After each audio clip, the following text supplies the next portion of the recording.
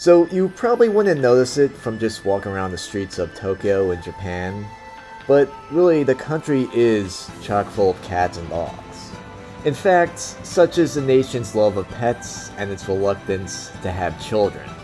Right now, Japan is the only country in the world in which cats and dogs outnumber children. And this is actually quite the turnaround because until quite recently, pet ownership was considered a foreign novelty in Japan. And people living in the city hardly ever kept any pets, and while there was undoubtedly more pets in the countryside, the dogs were used mostly for hunting, and they weren't considered pets at all. But that's not to say that pre-modern Japan was without pet lovers. And the most famous of them all was a shogun nicknamed the Dog Shogun. So Tokugawa Tsunayoshi was the 5th shogun of the Tokugawa dynasty of Japan. And he ruled Japan from 1680 to 1709. And just for reference, he was the grandson of Tokugawa Hidetada. And he is also the great-grandson of Tokugawa Ieyasu. And this was the main inspiration for Toranaga in the hit show Shogun. But I personally felt the need to talk about him in this video because I love dogs and I love animals. And I actually just randomly found out about this from a movie I recently did a review on, and that was Samurai Vendetta, 1959. And in that film, it sort of painted him as this eccentric, cruel shogun who cared more about animals than humans. You know, you could call him an OG vegan. And he was kind of briefly just mentioned in the film. It was more so just a background of what was going on at the time. But it really caught my attention and, I wanted to know why this shogun behaved this way. Why did he love animals so much? And this is debatable, but you could say that this is like many modern Japanese people of today.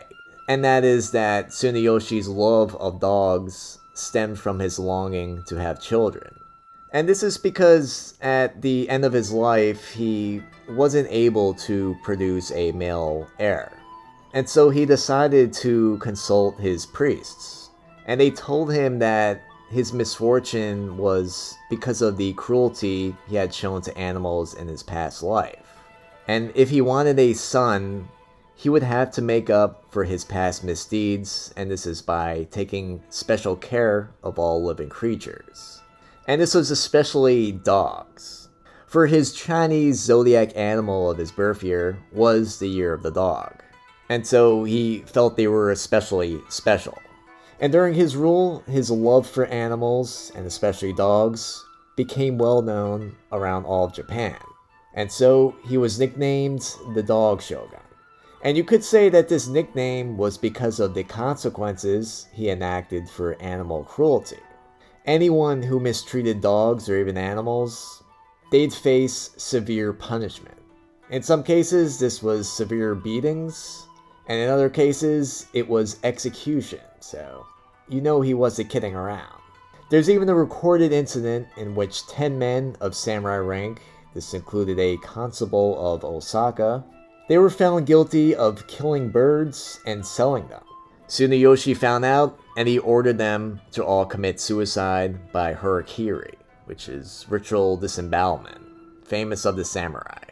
He also issued a string of decrees mandating the feeding and respectful burial of the hordes of stray dogs that roamed Edo. And it was recorded that there actually was a massive population of stray dogs in Edo at the time. This was mainly because the city's samurai used to breed dogs in order to use them for sword practice, which is horrific. Don't do that. But over time, they ended up overbreeding them to such an extent that they couldn't manage them anymore. So the samurai pretty much just turned them loose on the city streets of Edo. And before long, people were terrorized by just packs of ferocious wild dogs. Must have been a sight to see. And previous shoguns probably would have just used archers just to take them out or even laid poisonous traps for the strays. But Tsunayoshi was determined to do penance for his past misdeeds, and to do right by the city's insane dog population. And he issued a series of laws governing animal welfare. collectively called the Orders of Compassion for All Living Things. Tsunayoshi invested huge sums of money in looking after the stray dogs of the city, ordering that 5 huge kennels be built to house them. And these kennels were reported to be able to house 100,000 dogs. And some records have even suggested it might have been more like 200,000. And just because of the massive scale of this undertaking, that the kennel's annual feeding bill came close to 170 million US dollars in today's money. Of course, this is just a small fraction of what dog lovers of today spend on their pets. But then again, the shogun also wasn't spoiling them with the luxury treats that we give our dogs today. But the shogun's orders on compassion for living things didn't only cover dogs. It also limited the weight of the loads that working horses could be expected to carry at a time. And it also banned the sale of singing insects. This type of animal welfare was just incredibly enlightened by the standards of the day, and really ahead of its time in the world history at the time. This really could have been the first culture to just disavow animal cruelty. And it was all because of this eccentric shogun, the Dog Shogun. And while his laws were pretty unheard of the time, he wasn't alone in honoring dogs. There was a big pet boom of sorts during the Edo era of 1603 to 1868.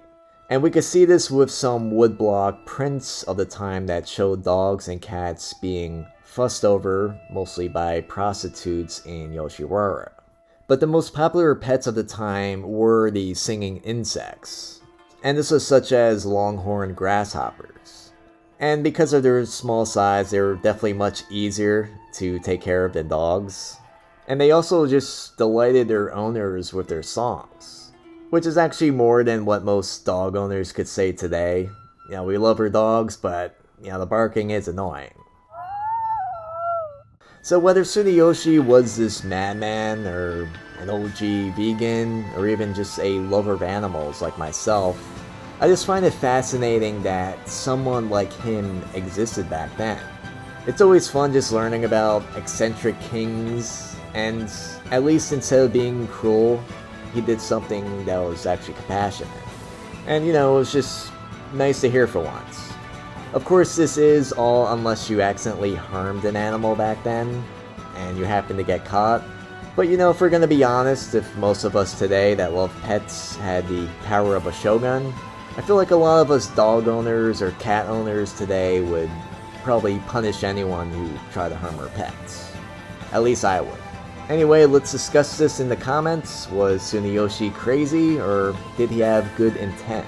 And if you like this discussion, then please leave a thumbs up, subscribe if you haven't, and if you want to support the channel, you can check out my Patreon. Link is in the description. And like always, thanks for watching.